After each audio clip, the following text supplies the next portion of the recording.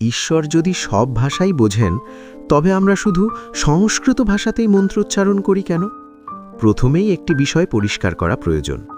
সনাতন ধর্মে ঈশ্বর কোনো নির্দিষ্ট ভাষার সীমাবদ্ধতায় আটকে থাকা সত্তা নন। তিনি স্বয়ং পরম চেতনা। তাই প্রশ্নটি এটা নয় যে ঈশ্বর কোন ভাষা বোঝেন, বরং প্রশ্ন হল কোন ভাষা মানুষের শরীর ও মনকে সবচেয়ে কার্যকরভাবে পরিবর্তন করতে পারে।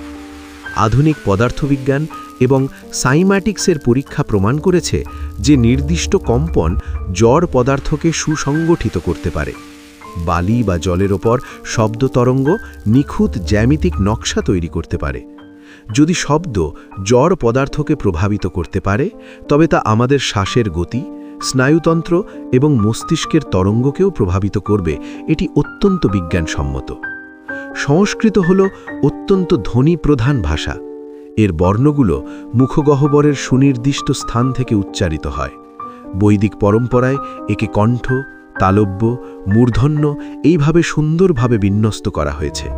এর ফলে সঠিকভাবে মন্ত্র উচ্চারণ করলে এক পূর্ণাঙ্গ কম্পন তৈরি হয়, যা আমাদের স্নায়ুপথকে উদ্দীপিত করে এবং শরীরকে সামঞ্জস্যপূর্ণ করে তোলে।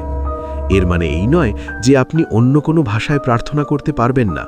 অবশ্যই পারবেন, কিন্তু মন্ত্র একটি সুনির্দিষ্ট সাউন্ড টেকনোলজি।